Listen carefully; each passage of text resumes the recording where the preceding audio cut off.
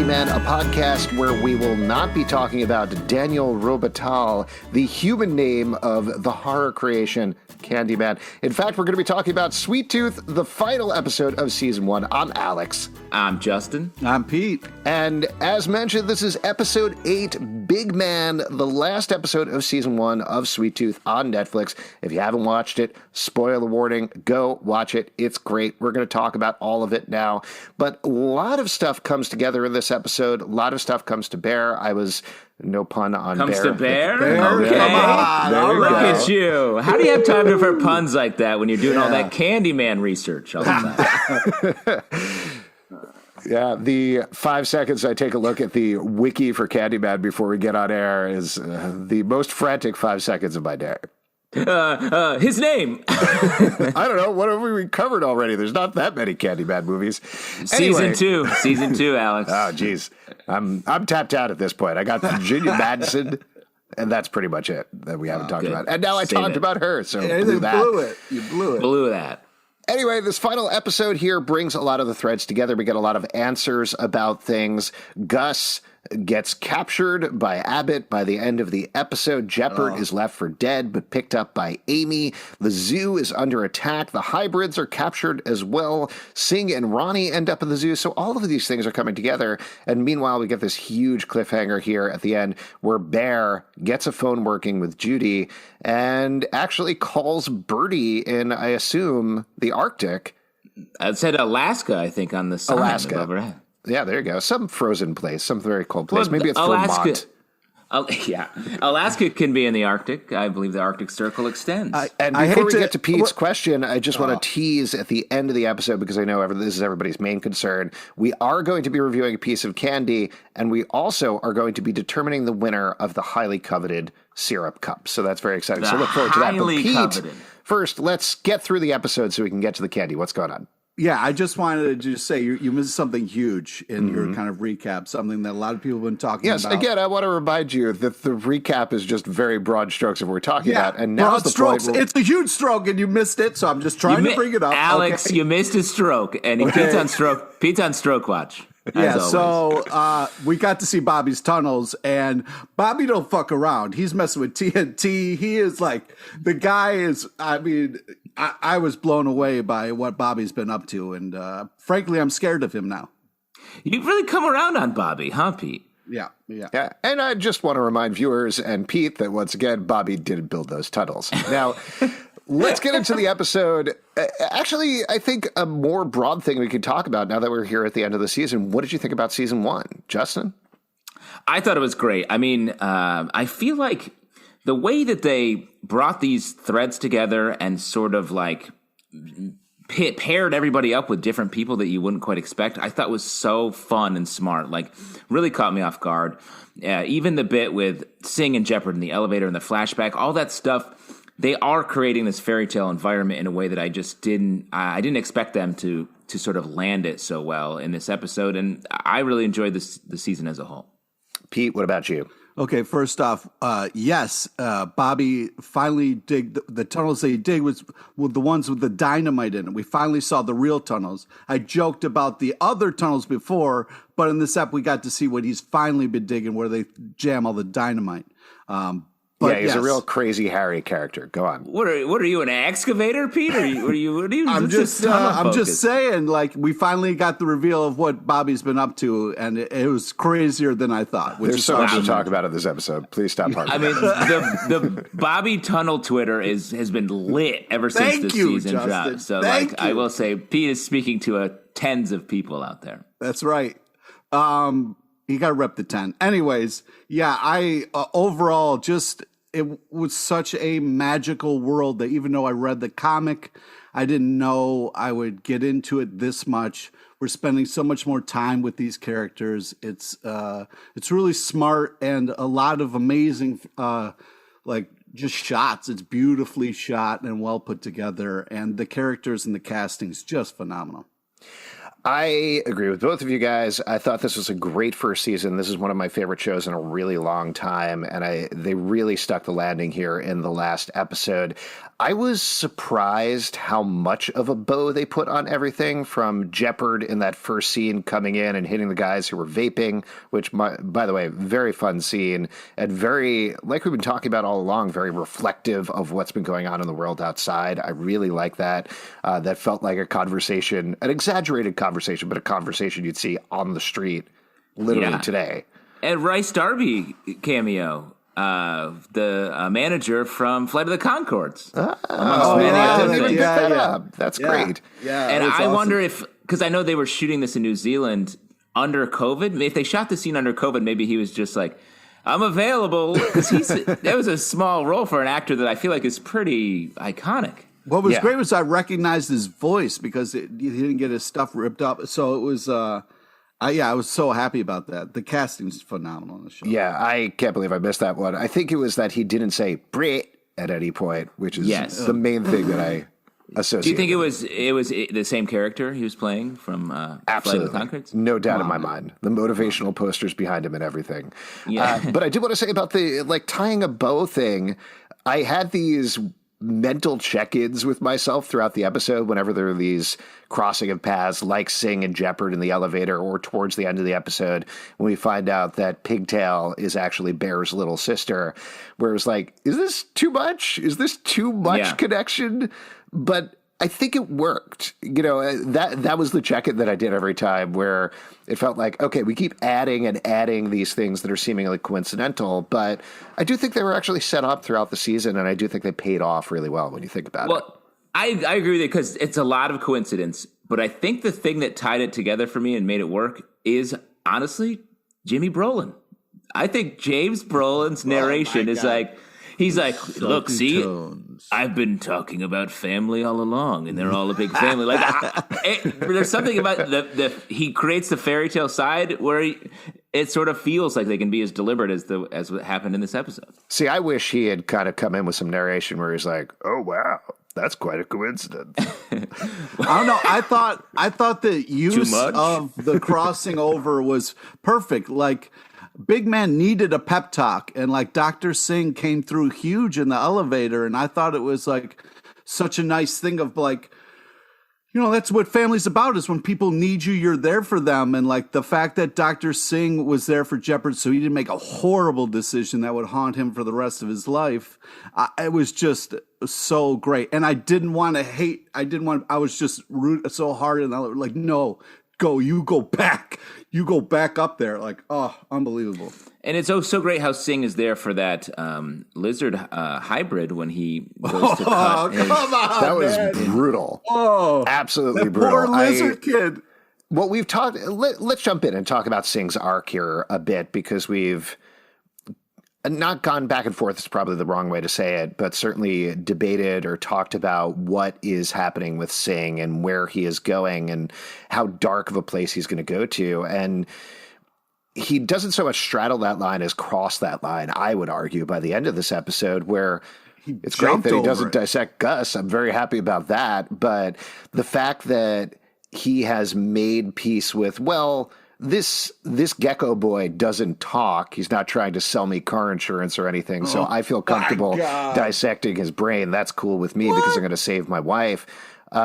Is not great. And that doesn't point to a good place that he's in going into season 2. I think he is, though he's doing it for the right reasons, he's on the side of bad, I would say, by the end of the season. And the way that they don't belabor it. Like, we don't have him have like a moral discussion with Rani or himself or whoever. Like, they just flip the switch and he's ice cold. He's made the choice. The look on his face is, it's such a cool, interesting choice where he's just kind of like, he's glazed himself over and he's like, this is just another Tuesday. I'm trying not to like really think about what I'm doing. Was such a cool, smart choice instead of it being like something bigger, like now I'm a villain or whatever. I thought it was very interesting. Yeah, and I feel like it's more true to life to have someone. When you make a moral choice like that, you do it that way. You don't like hem and haw about it. It's like he's in that position, he does it. I really like that as well, Pete. And I don't think it tanks his character, though, or anything. He still has a chance for redemption. There's still some beautiful moments in there. That character's tanked. He's tanked. My favorite character in the show in this episode, the tank. Oh, yeah, definitely. No question. The moment where Ronnie takes the Scrabble tiles and puts them on the window and spells us really got my heart. And that's the thing. That was just... Even though, like we've talked about, she's ruthless as well. She's put in this awful position here where she's basically being held as a zoo creature. She's been put in the position, they put the hybrids in there at the end, and that's awful. But there's still this germ of hope to hold on to. Another little note on the storyline that I really loved was Abbott knowing that they were bullshitting the whole time. Yeah. I thought that was great. That it didn't undervalue the intelligence of that particular character. Now, I hear you. You thought she was writing us with the Scrabble tiles, but I think she was writing use the dull blade on the hybrid because that's how much of a monster she is. She was just we didn't finish the spelling she was doing. Yeah, she was just getting started on a whole sentence. Oh, wow. That's a lot of Scrabble tiles she has up her sleeves. She's just pouring them everywhere. What if she was spelling like G-U-S, like Gus is the main character, I'm just over here. Yeah. Just crying for help as a side character. I think she was spelling out USA. She was feeling very patriotic. Patriotic. Yeah. Old Lang Syne. Taking a step back here, but tying it into Abbott, also love the attack on the zoo. I thought that was so incredibly staged. And I don't want to pat myself on the back too much, but I do want to pat myself on the back from the second episode where I called that they were going to use the fireworks as a distraction to drive off Abbott's army. There you go. Nailed it. Yeah. You're a great fireworks call. His back is padded. Like, look at that thing. It's so relaxed. Very it's like smug right now. No, we know. You don't need to say that. We'll have the smug horns will be firing in post. I'll add them in post. Yes, please. This is my favorite Aimee episode. I love the interaction with Aimee and Abbott when he was calling into the zoo and her taking absolutely no shit from anybody. The attack there, like I said, was excellently staged. I thought it was beautifully shot as well. And just Aimee's whole arc over here, she's a badass in this episode, and it's awesome to see. Yeah, she is. One more thing on Abbott, I want to say. Like, I feel like he has like a Jack Skellington vibe, or like some sort of Batman villain. He's like jumping on the fence. I thought it was such a fun physical choice they made with him as well. So that was cool. But back on Aimee, she is such a badass in this episode, and the way she ends up rescuing Jepperd, just like ice cold about that as well, was great. And how are they going to interact with each other in the inevitable season 2 of Sweet Tooth? Yeah, I mean, that's a great question. I think, though, that, it was fun to watch some characters change in this season. Like, we really got to see Dr. Singh go over the dark side. Aimee just starts being like, okay, I'm a person who just sits around with a gun now, and I'm cold as ice, and I go and help make things happen. I can't wait to see how those two kind of interact. It'll be very interesting. They are mad. They are angry. Two mad people. Oh, that's going to be fun. Well, I don't know what's up with Jepperd, though, at the end here. This is a beautiful episode for Jepperd. Obviously, the title of the episode is Big Man, and there's a lot of focus on there. We get this sense through these wonderful flashbacks where his wife is giving birth. We find out he has a hybrid kid. I believe his hybrid kid is in the preserve at the end. The grown-up goat boy. I could be wrong about that, but it certainly looked like one of the kids was Goat Boy, the famous character from SNL. Oh, that's so fun to see that origin. Wow. That's great. Mm-hmm. Well, with Will Forte, it's nice to have the connection over to. Yeah, absolutely. But Jepperd is, like we see in his conversation with Gus at the plane, he's kind of emotionally moving on at this point. He's moved on from his anger. He's ready to settle down. He just wants to have a house with Gus, maybe Bear, begrudgingly, and just live and just have a good life. And then he gets shot in the chest, which is horrifying, absolutely horrifying to watch. So I'm very curious to see what happens with him, because Aimee is gung-ho to be like, we're going to attack. I'm making plans. Jepperd, there's a bunch of different ways I think they can go with him. One of them is he was shot and reborn. So what does that mean? Is he a different Jepperd in season 2? One who is not willing to fight potentially. I gotta say, Jepperd has been such a just rock in this show of like unbelievable acting, like all this stuff pivots on this character. You have to believe this guy was an unbelievable football player, also a family man, like just the range and the emotion of this character, and like the part where he just like checks like his shirt, like I was like, no, it's unbelievable what they've been able to accomplish with this character, and such a great casting choice. So happy. Yeah, so good. Another thing I thought of in watching this episode is the Jepperd Bear dynamic, the way they relate to Gus. Like it sort of is built, and there's so much talk about family from our guy Jimmy B. But it's not a mother-father dynamic with Gus. It really is like older siblings. Mm-hmm. Both the way they relate to Gus and the way they relate to each other. And I think that's, again, just a more interesting choice they made creatively on that, rather than have them be the traditional, sort of the easier answer of mother-father. Bear's storyline, which I thought was good, was definitely the most muted of everything that went on in this episode. She just had sort of a very small move, it felt like. She already went through not her catharsis, but her character change where, like she says towards the beginning of the episode, my whole worldview has changed. The hybrids are not what I thought they were. What does that mean for my life going forward? So hers felt a little more plotty to me in terms of filling in the information about Pigtail and then ultimately calling Birdie, which I don't think is a bad thing, but I definitely want to see more character movement from her potentially in season 2. I am curious to hear from you guys who were super suspicious of Judy the past couple of episodes. She turns out to be okay, right? Or are you still suspicious of her? I know you want to judge Judy. Yeah, please. I want to judge Judy. I see. I get it. But also, I want to back up the truck a little bit. Bear was the leader of her like own cult here that like lived in a water park and then is now kind of walking Definitely the earth. not a water park, but go ahead. Is now walking the earth. Like, you can't say that she hasn't gone through a lot. Like, just to be like, oh, she isn't doing much. It's a little plotty. Like, F you, dude. She's been through so much. He's got his eyes on Summer. He's just all water park, all the time. Come on, man. Pete, what did you think about the revelation that Bobby built that amusement park? He could have. The guy is unbelievable. He could have. He's very talented. And because the way we build, we as a society build water parks is by blowing up all the rock around the water park and carving it into.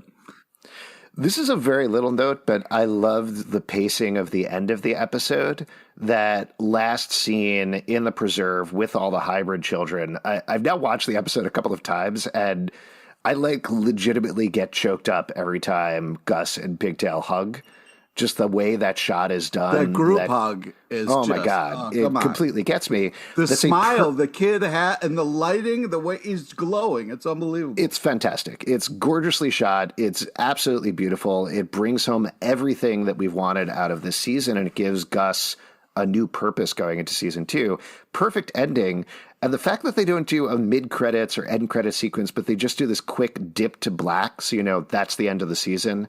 And then you get this extra tag of Bear calling Birdie, and the reveal of Birdie is great. Just the way that it's all paced out is absolutely lovely. It leaves you both heartwarmed and hopeful, but also is stoked to get whatever's going to come down the road.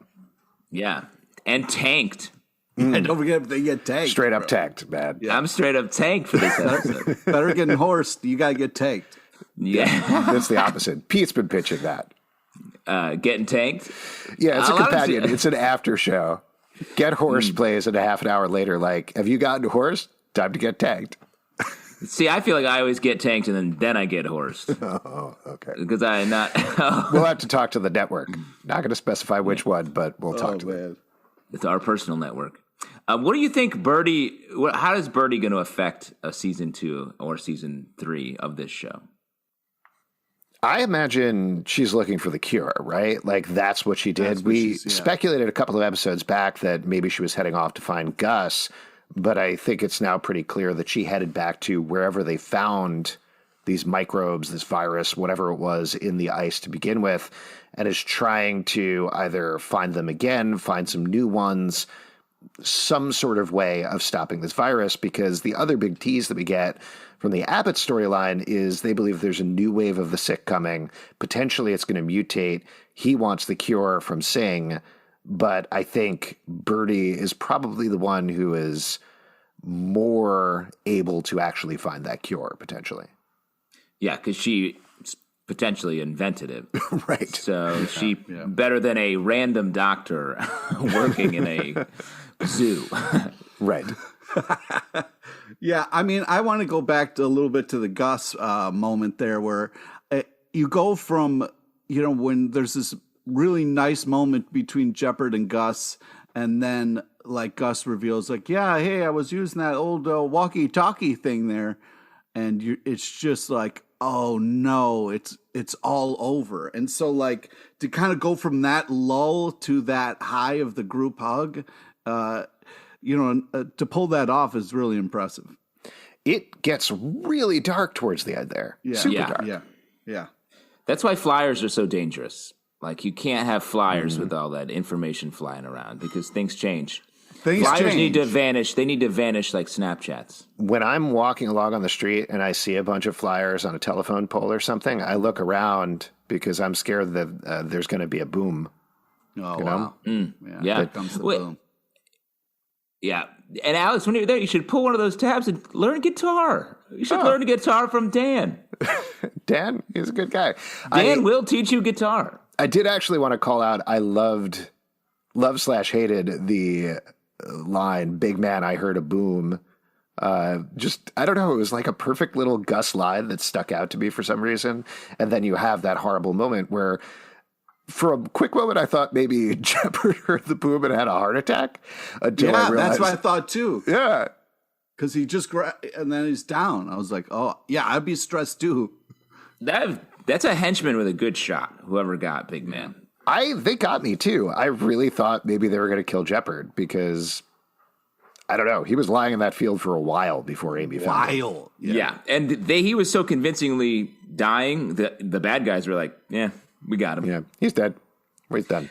One other thing, I feel like a show that took so many liberties or made so many creative choices away from the source material in the comic book, there are some images throughout this season, and in this episode specifically, that I was like, wow, that's a panel from the comic. One of them, the henchman working under Singh now, there's sort of this very tall, lanky guy, and he sort of leans in. I was like, that is, the casting on his face is a Jeff Lemire Is that drawing. Johnny, you mean?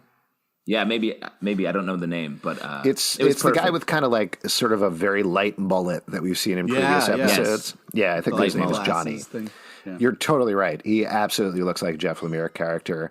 Also, like we talked about before, and I still haven't revisited the comic, but there are little things that blip out, and Gus in the cage is definitely one that I was like, oh, okay, all right, I remember that. This is sparking a memory of the comic in particular, and them being in the preserve. Also, I think there's a cover of Gus leading spoiler, I guess, but leading all the animal children out of the preserve, and seeing that moment at the end with all of them made me remember that as well. So yeah, absolutely. Lots of stuff jumping out. I tell you, what would be right out of a comic book is you get old Brolin on camera, and that's Jeff Lemire right there too. What? Are you saying that James Brolin looks like Jeff Lemire? No, I'm saying he looks like like a drawing from a Jeff Lemire comic. Oh, yes, James, that is very true. One other thing, just as I'm looking through my notes here, a couple of things that jumped out at me. The drone flying at the beginning, we speculated what was going on with that drone at the beginning of the previous episode, and then they actually bring it when we see it flying at the beginning of this episode, which I thought was a fun little, like, callback explanation. Also, I don't know about you guys, but the whole attack on the hybrid children, specifically when Bobby comes out with his tiny little ball and then he sees the guys there, I gasped in absolute horror about what was about to happen to the best character on the show. No, what's your relationship with Bobby, Alex? Is it fatherly? Do you identify with Bobby? Yeah, are you Bobby? Is that what's happening? Tell me when you look at him. I think it's probably the same way that Pete is horrified by Emmett Otter's Jug Band Christmas. Yep. I think I am enchanted by that sort of thing. It sort of reminds me of, going to Disney World and seeing those janky animatronics that are kind of bumping around that I have such a good association with. Or maybe like Chuck E. Cheese. He's like a Chuck E. Cheese guy, and you always have a fun time there. Yes, great no pizza, one's ever, great games. No one's ever had a bad time at a Chuck E. Cheese. So interesting. So it's sort of a nostalgia play is your love of Bobby. That's probably what it is. It probably is a pleasant association with very old school Muppets because this is definitely showing my age, but like for the most part, I've never really hooked into CGI characters. There's something about them that's like, obviously there's some that really work. I was going to say. But Jar I Jar think there's Binks. something, what? Jar Jar Binks. Yeah, Jar Jar Binks, Watto. Some that really Sebulba. work. The little penguins in Star Wars. You love them. When are they going to get those three together to have a show of their own? Oh man, make it happen, Disney Plus. I think, you look at, like, I think this is the reason that Baby Yoda works, is there's spot CGI elements, but the fact that they're actually using a puppet, it makes it more tactile, it makes it feel more real, even though it doesn't quite look as real at the same time. And you can see more of an interaction between the other characters and the physical being. So, yeah, I don't know. If I was to look into it, I think that's the reason that I'm hooking into Bobby so much. But also, it's a cute little furry dude with a tiny little ball, and he's wearing a Cub Scout suit, and it's adorable. And Pete, you like Bobby because of his tunnel building prowess. Yeah, well, the fact that he's the explosive expert, I'm really looking forward to going forward how things are going to roll out with Bobby and his tunneling and explosive expertise. Interesting. He's sort of the Mr. T, or the Howling Mad Murdoch, I guess. Exactly. He's Mad from Murdoch. 18. Exactly. Yeah. Great. So We know you Big like Man Bobby is because he reminds you of Murdoch from 18. A lot of people, tens of people share that same opinion, I'm sure. Yeah. I want to kind of go back to something real quick, guys. Like, I'm not a doctor. And I'm not trying to, You've been prescribing me medication for 12 years. Why is Dr. Singh going at that poor lizard child with a buzzsaw? Like, what medically are you doing with that? And why does that have to happen like that? Wouldn't it be a smaller incision and then what is that? Well, the only interaction I've ever had with a doctor is the hit movie Dr. Giggles, and he definitely cuts up a lot of people. Yeah. I did not see that coming. Did see Dr. Giggles coming. Did not see Dr. Giggles coming. I don't know where that was in my memory, but it just popped out right there. I think he was going to cut a little limb off. He was going to cut some To see stuff grows off. back? Is that what you're... No. They established earlier on that it comes from the stem cells. It comes from the bone marrow. That's where they get that secret sauce that is the cure. So I don't remember that part. I guess maybe. Yeah, But they you're not a talked about doctor. You weren't paying attention during that part. It wasn't about Bobby digging tunnels. Yeah. They talked about this during the Secret Sauce episode, or maybe it was the next episode when they explained it a little further. But either way, that's where they believe the cure lies. So he's got to just cut this kid apart, take out his brain, take the parts, get the stem cells, do the genetic research, just cut him up for spare parts. It's absolutely awful, but that's exactly what he's doing. Yeah. Before we move on to the ever important candy portion of the show, any other moments from this finale that you guys want to call out? I really don't want to eat candy right now. I'm so grossed out about that lizard, guys. Well, I could talk about just very briefly. I really liked how Wendy, aka Pigtail, stepped up in this episode. I thought that was really nice. Obviously, it didn't turn out very well, but the relationship between Aimee and Pigtail is really good. Pigtail and the other hybrids is good. And Pigtail and Gus is great. I'm very curious to see what happens going forward in this potential season 2, where you have these two hybrids who can talk, who are a little more evolved than everybody else, as well as we get a look at a bunch of other very hairy children in the background there. It looked like the cast of Cats. I was like, this is weird. I was like, that was one that I felt like, maybe they slapped that on a little quickly. Definitely. There was a Mr. Mistopheles. Am I saying that correctly? In the background there. The orange kid? Yeah, the kid who was all orange fur. Yeah. Great. Can't wait for the song and dance number. All musical season. Yes. I didn't say this before, but I'm still suspicious of Judy. You know, you want to fall in love with Judy. Something's up with Judy. She's a little too kind here. Here's what I want to see in season 2. I want to see more Judy. I want to see more Bobby. I want to see Judy teaming up with Bobby. What are they doing? Wow. What are they interested in? Are they going to watch a movie together? What's going to happen? That's maybe a romance develops. That's real May December. You don't know how old Bobby is. That's true. He could be a hybrid adult. Bobby could be like 45 years old looking for love with Judy. Yeah. Bobby over the hill. Oh, man. No. Bobby ready for retirement. What? Bobby been vested in 401k. Oh, As we established early on, Bobby was at the Capitol on January 6th. So Bobby's got shit going on that you don't even know. Bobby currently facing no consequences. oh my God. Well, that's a little topical humor for you. Let's move on. First of all, just before we actually move on to the candy, great season of the show. Fingers crossed. Really hope there is a second season.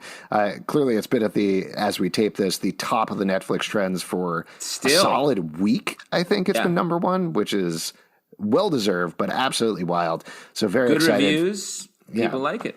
Yeah, fingers crossed we'll get a season 2. But let's move into the candy review portion. Yes. On this week's episode, we're going to be talking about Kit Kat.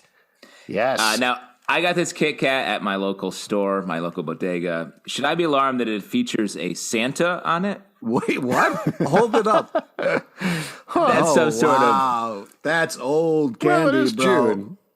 Where's the born on date for this candy? I still got it. Unfortunately, I'm ashamed to admit that I have 6 individually wrapped Kit Kat. I had to rob my neighbor's kid 6 times of his little lunch treat his mom puts in there. Wow. Oh, wow. So wait, you didn't need to get 6. You only need one little bite. Well, I needed to get a full Kit Kat. It's like stealing candy from a baby 6 times in a row. That's right. And I'll say I did not. I know you guys have been pretty upset about this. I did not go to the gas station to pick up a Kit Kat this time. At all. Yes. No, I live near a place called Industry City, and there they have Japan Village, where they have a really exciting food store. Why can't you just get what you're supposed to get? So I got a couple of Kit Kats. I've got a Shinshu apple-flavored Kit Kat, a peach parfait Kit Kat. You're not reviewing the thing. Banana caramel Kit Kat. Here's one. Sparkling wine with strawberry Kit Kat. And here's one that I can only imagine is flavored like a polar bear because that's all it has on it. Ooh, do you have a real flavored Kit Kat, asshole? Nope. Wow. Always flexing on us from the top of Candy Mountain. Yeah, just gotta look down. Alex, tell us how your sparkling wine Kit Kat is. Sure, I can start with that one. That sounds fine. God. No, I think you have to save that. That pairs well with the pineapple goof one that you said first. Pineapple goof flavored. Here, I'll start with the banana caramel. That's what I'm going to do. That sounds good. Why would you start with that? Why not? Well, talk to me. Talk to me about Kit Kat. What do you think? What do you think it'd be? I love a Kit Kat. You know what I mean?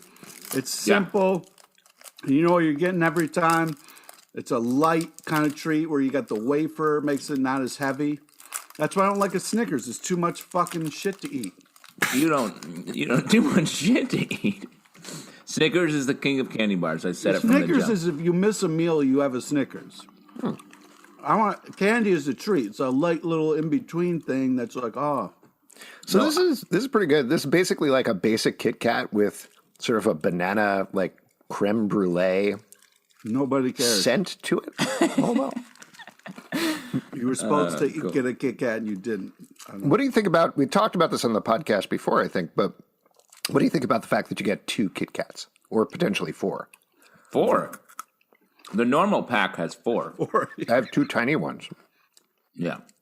I think it's great. And I like that it's the segmented nature of the Kit Kat.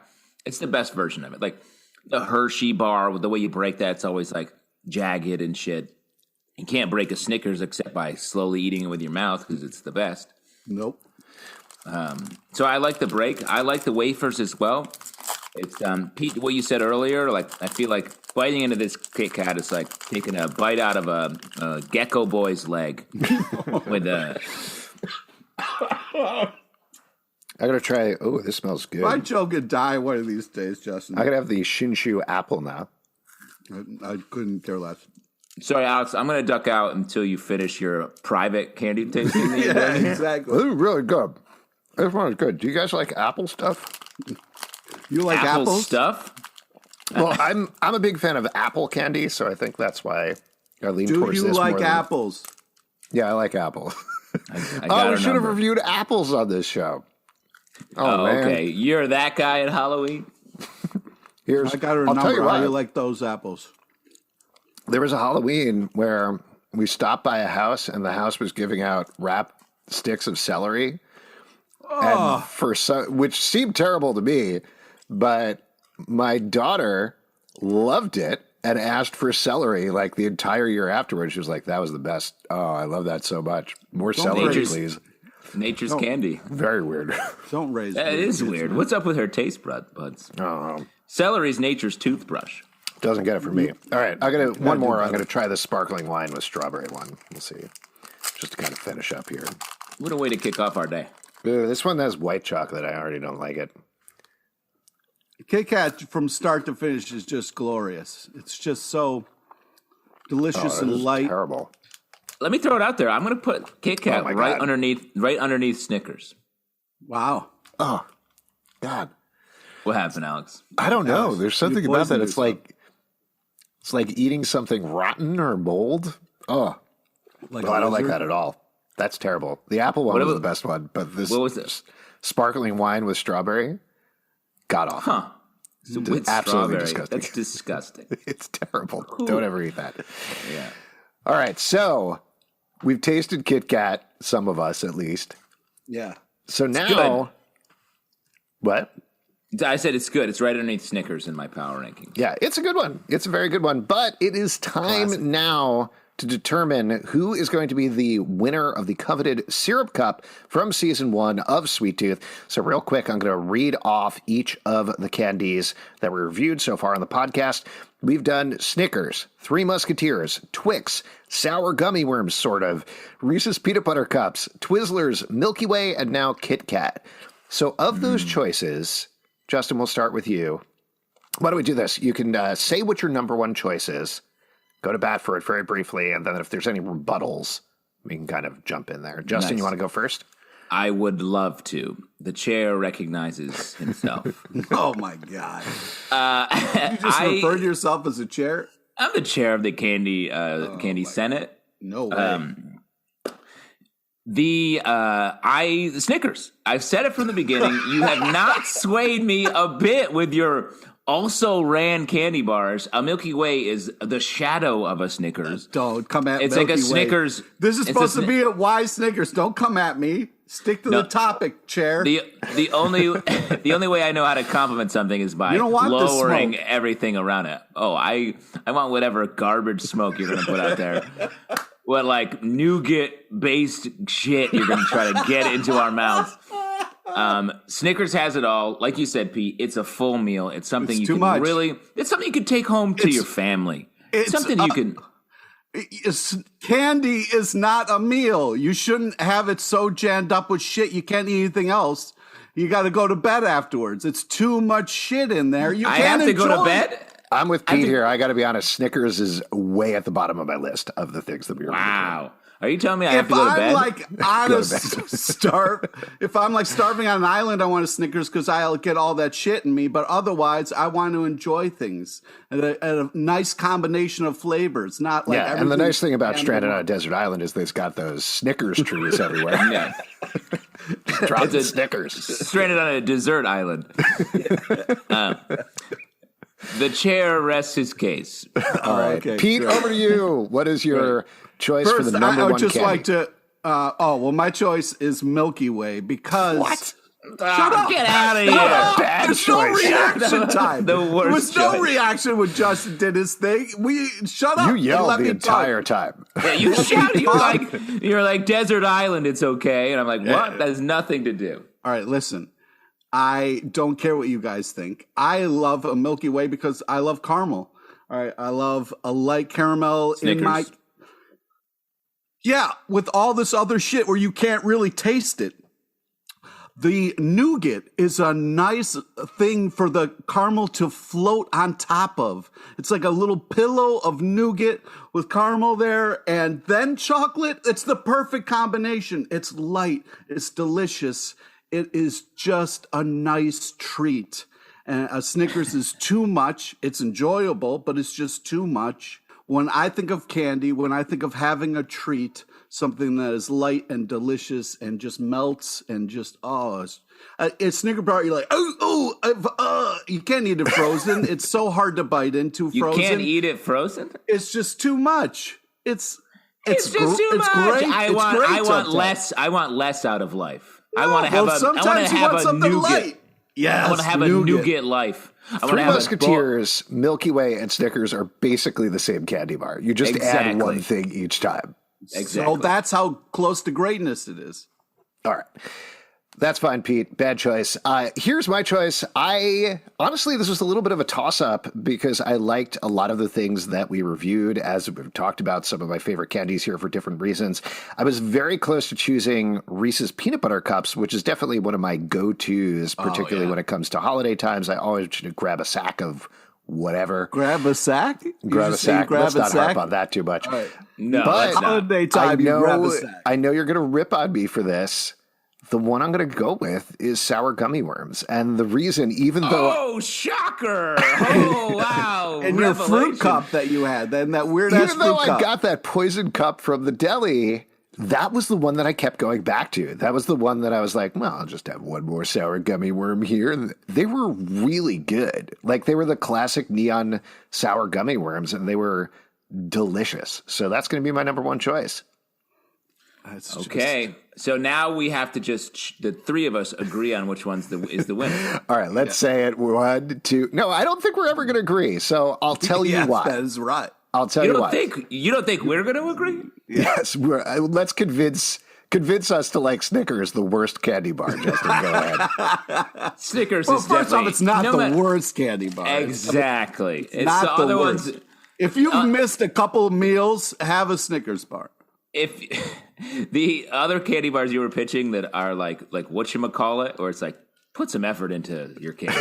What is this? Dude, you just threw a bunch of stuff in a pot and then stirred it around and put it in a candy bar. I'd rather have a Baby Ruth than a Snickers bar. Baby Ruth. In any case, Who was I don't that? think we're ever going. What were you doing? That was from Goodies. Baby Ruth. That was not. It was like, I don't know, a bunch of stuff at the same time. Anyway, I'm definitely going to cut that part out of the podcast. But Good.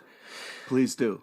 I don't think we're ever going to figure this out. I think it's a three-way tie, so I'll tell you what. We need to bring in an impartial judge to figure out who should be the winner of the Syrup Cup. A person who has an expertise in candy and nothing else matters. So we are going to bring in on the next episode of the show, Jim Mickle, the co-showrunner and director of Sweet Tooth. He's going to come in. He's going to judge the Syrup Cup, determine what is the best candy of season 1. And also maybe we'll talk to him a little bit about the show as well. So that's going to be rolling out in the podcast feeds next week. That's right. We're not quite done with Sweet Tooth yet. And not only that, we're going to have another bonus episode with Amanda Burrell, an executive producer on Sweet Tooth, as well as the president of Team Downey, the company that produced it. And yes, that is from Robert Downey Jr., in case you couldn't figure that out, as well as his wife, Susan Downey. So those should be super fun. So definitely stay tuned for those next week.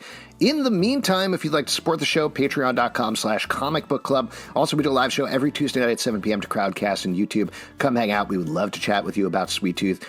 iTunes, Android, Spotify, Stitcher, or the app of your choice to subscribe and listen to the show. At Comic Book Live on Twitter, comicbookclublive.com for this podcast and more. Until next time, the Candymen can Get horsed! get tanked.